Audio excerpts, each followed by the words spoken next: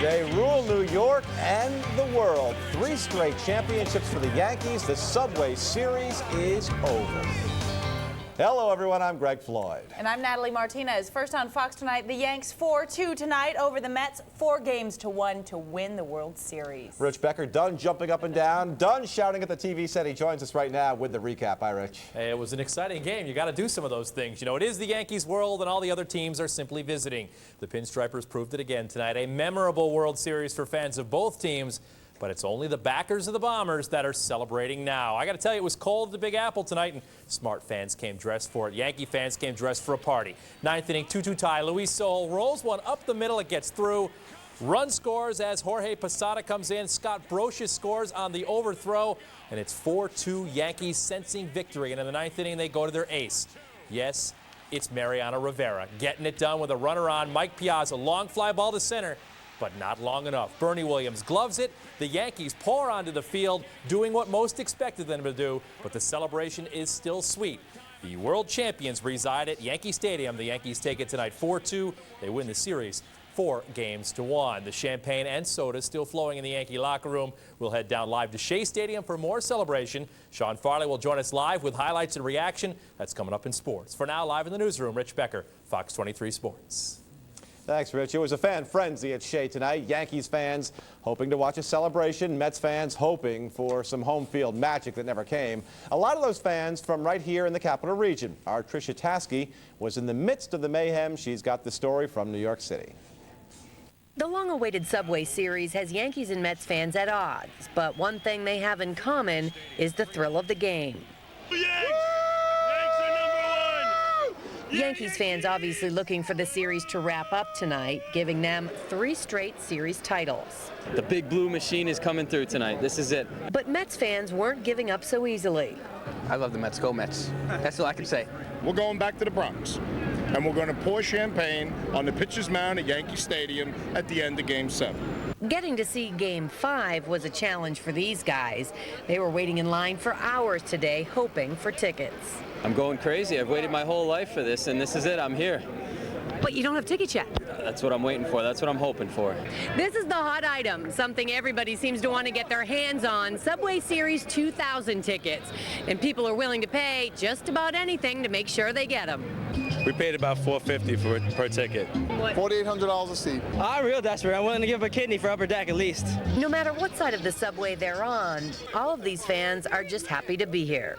Like, I just keep thinking, like, I'm at the World Series, Subway Series 2000, and in 30 years I'm going to be like I was at the last Subway Series. You know, the World Series for the millennium. It's just an experience. In New York City, Tricia Taskey, Fox 23 News. There is one local man who knows a lot more about the Subway Series than the rest of us. He's played in them before. Actually, he's starred in them. He is former Brooklyn Dodgers pitcher Johnny Padres of Queensbury, a Yankee killer and MVP of the 1955 World Series. Tonight, Fox 23's Karen Myers talks to our hometown Subway Series hero. The screams could be heard around the world. 1955, the 7th and deciding game of the World Series. The first ever World Series won by the Brooklyn Dodgers. Even better, they beat the dominant Yankees. Dodger Johnny Padres of Queensbury pitched a shutout in this dramatic and historic game. That moment, the third out, I know I jumped about 20 feet in the air. A moment frozen in time for Padres, today signing autographs in Rotterdam. The 23-year-old lefty came out of the series an unlikely hero. His pitching record for the season, 9-10. But it was Padres that the manager turned to for Game 7. I was the only losing pitcher on the Dodgers. So for me to pitch the 7th game of the World Series, Alston made me believe that I could do it. He didn't disappoint. He already beat the Yankees in Game 3. He knew he had the stuff and a new strategy. I know the Yankees, early on in the game, I know they were looking for my changeup, and all I did was throw fastballs. Balls they couldn't seem to hit. Not surprising to Padres teammate and now the bench coach for the New York Yankees, Don Zimmer. From day one, Johnny Padres had a great knack of pitching great against the Yankees. A talent the Mets could use in this Subway Series. Padres won't say, though, who he's rooting for. I got allegiance to baseball. And a great love of the game. Game 7, 55. What a day that was. Karen Myers, Fox 23 News. Well, former Yankees standout Darryl Strawberry spending more time in an orange jumpsuit than a baseball uniform these days. Strawberry facing a Florida judge today via closed-circuit TV from the county jail. As we first told you last night, this time he's charged with leaving a drug treatment center and reportedly going on a weekend crack and prescription drug binge, an obvious violation of his probation. Strawberry's lawyer telling the judge today this time Darryl's really sorry. For the very first time, I saw in his eyes that he really wants to get back and get this thing done. I know we've all heard this over and over again, but he touched me last night in my heart, and I really feel that he's going to do it this time.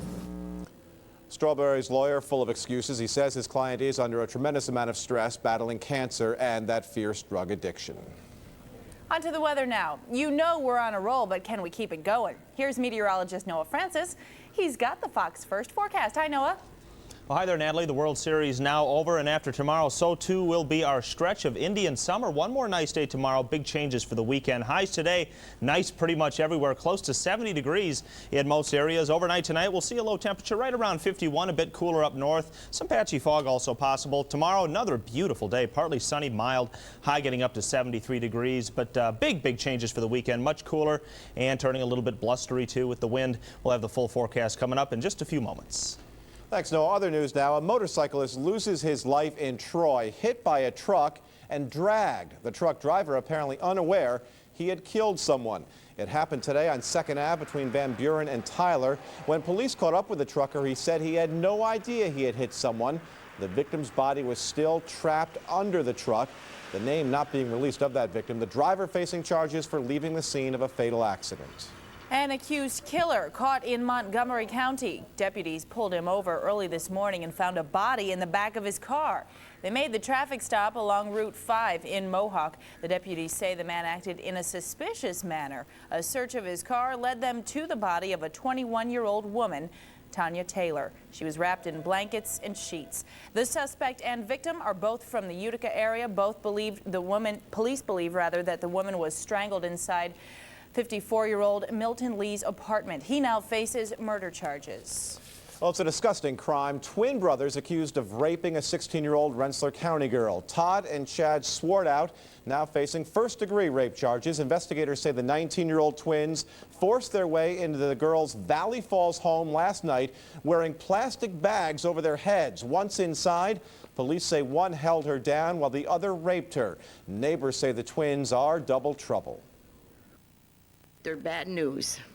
When they first moved in here, the first week they were running in and out their door with no clothes on. And I have a granddaughter that lived next door that's 3 years old. The brothers are no strangers to police. The pair on parole for robbing a convenience store in 1998. And police say the twins have had plenty of other run-ins with the law as well. Well, she's accused of inappropriately touching and talking to a 12-year-old boy. Now the former Post and Kill teacher's aide says she wants her job back. Diane Hefner has been on unpaid suspension from the Post and Kill Elementary School. Hefner and her lawyers in meetings all day with the Averill Park School District, an independent arbitrator hearing both sides. No word on the outcome of today's closed-door meeting. No disposition of criminal charges yet either. Hefner is maintaining her innocence. Coming up, what started as a routine traffic stop ends wildly. Later, horrible news about the doomed Russian sub Kursk. It appears some sailors did die slow deaths.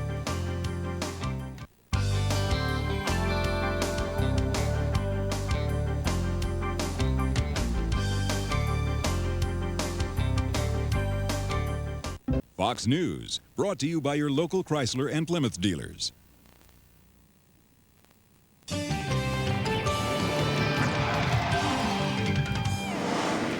A wild police chase through a good part of Schenectady County today. It winds up in the apartment of two unsuspecting bystanders. Fox 23's Dan Bazile has that story.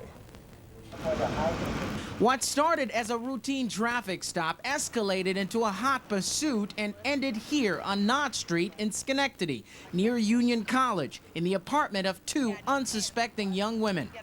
He walked in, He basically said, don't let him in, don't let him in, they're going to get me. Meredith Weimer and her housemate had no idea the cops were on 20-year-old Christopher Shambo's tail. I didn't know if he was being killed by someone or what was going on. He pretty much went for the back door. She was pushing him out. Seconds later, police arrived and Shambo was in custody. All this started in Niskayuna. Cops say Shambo had a cracked windshield. They tried to pull him over, he peeled out, and they gave chase. Cops say Shambo ran into a parked car here at Union College and bolted. He was caught after a small foot chase, but during a scuffle with officers, he managed to break free. When I seen him crawl through the fence with no shoes or nothing on, we knew something was on, and all these cops were here, so I went flying out the back door to see. And Shambo went flying into this apartment where cops pinned him down. I was so shocked. I was so scared. My heart was pounding the whole time. I can't explain what was going through his mind. I don't know what was going through his mind, but it's like a snowball rolling downhill. It just kept getting bigger and bigger, and now he's facing the serious charges. This is apparently a familiar MO for Shambo. Police say he led them on another high-speed chase in August, that one from Schenectady to Slingerlands. Shortly after he crashed the vehicle there, he steals another vehicle. The officers spot him again and pursue him back to Schenectady. Shambo now faces a slew of charges with more pending. In Schenectady, Dan Bazile, Fox 23 News. Well, it's 4 over the 7. The Bronx over the Queens. Jeter, best lighter. Sports a little early tonight because it's a big story, folks. Whatever the storyline you like, the result is the same. The first Subway Series since 1955 belongs to the New York Yankees. Fox 23's Shawn Farley on hand at Shea for the Yankees' big night. He joins us live. Shawn, hey, this was a night the Yankees were not about to let get away.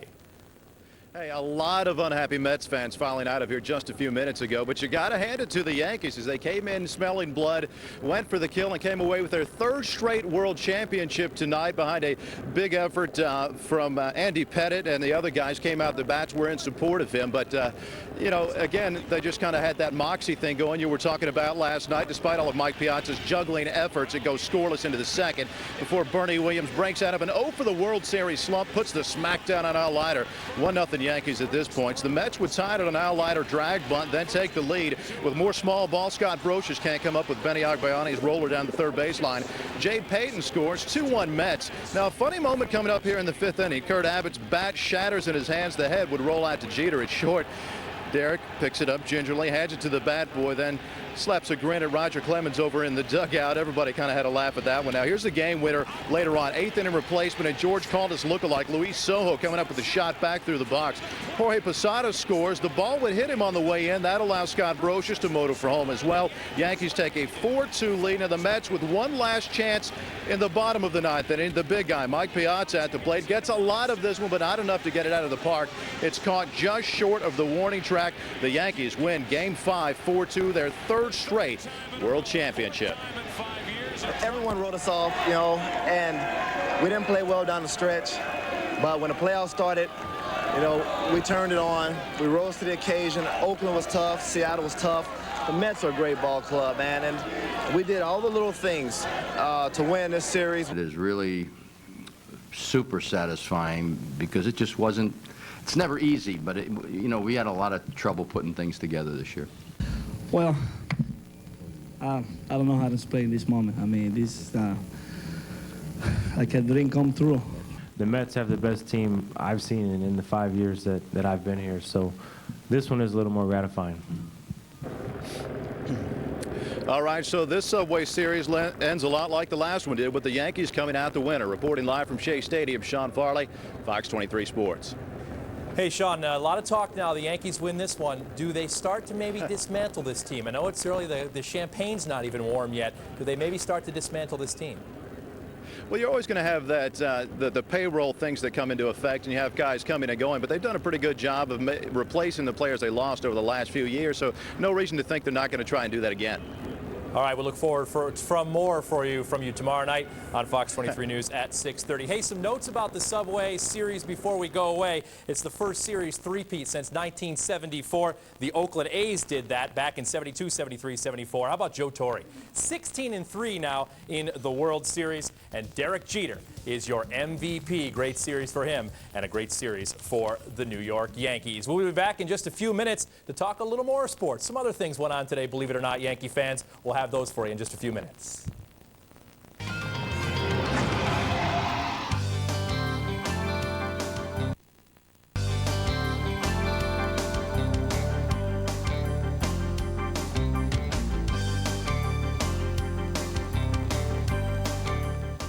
Fox Sports, brought to you by Jeep. See your local Jeep dealer today.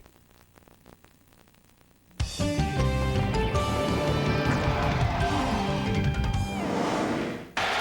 the third time in a row, fourth time in 5 years, and 26th time in franchise history, they are the world champions. Tears of joy in Joe Torre's eyes. He's ridden to the promised land once again. The three-peat is complete for the New York Yankees. They beat the Mets tonight 4-2 and win the World Series 4-1. Other sports, though, going on tonight. It is aloha for UAlbany coach Bob Ford. The longtime UA head man is heading to the Hula Bowl as an assistant coach this January. As president of the American Football Coaches Association, Ford will assist Virginia Tech's Frank Beamer in the prestigious All-Star game.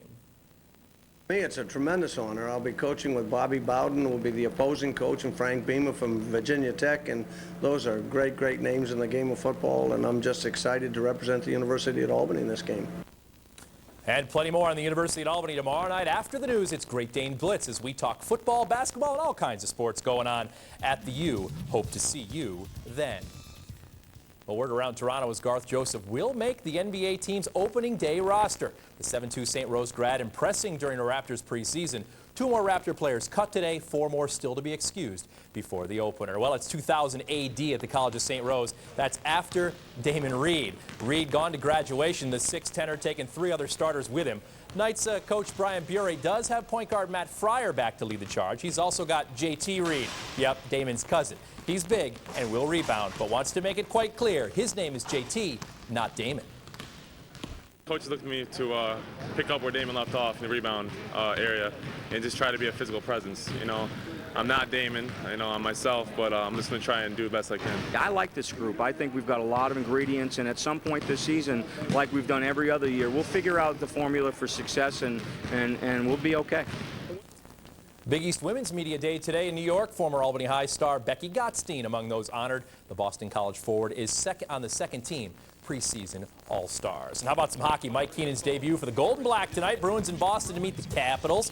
Keenan gives that quick fix, you know, but this quick, 1:52 into the game, bang, it's a goal. Jonathan Girard with a rocket deflects home for the score, 1-0 Bruins. Not long after that, Jason Allison 2-on-1. All right, he's selfish, but he scores. It's a pretty goal. Bruins give Keenan a win in his debut. 4-1 is your final score. Also tonight, the Flyers shut out the Rangers 3-0. Of course, the big story tonight, the New York Yankees winning the World Series. Much more from Shawn when he returns tomorrow from Shea Stadium. That's sports for now.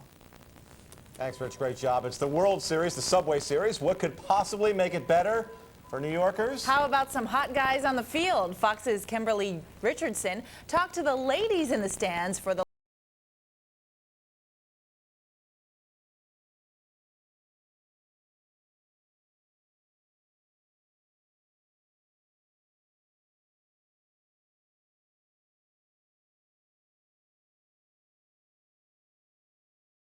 Derek Jeter. Mike Piazza. Tina Martinez. They like Jeter, right? Jeter and Piazza.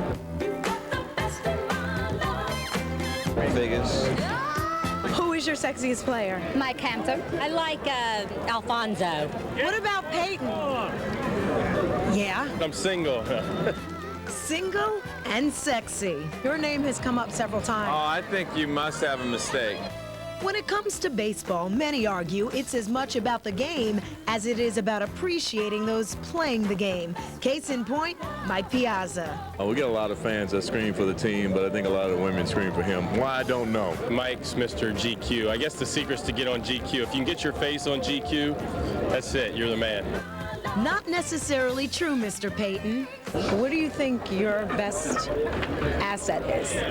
My best asset's sexy. I'm more sexy than Jeter. Who are you kidding? Zimmer? Nah. If I ain't better looking than Jeter, I'll bake you a cake. song. I don't want to boast or brag or anything, but I don't know. I like to think I have a little bit of everything. I don't know one thing spectacular, but got a little bit of the total package, I guess. But when it comes to the package, sometimes it's hard to exactly pinpoint what makes a man sexy. I like his nose. It's his Italian blood. Nice legs and a good personality. But ladies, what it really boils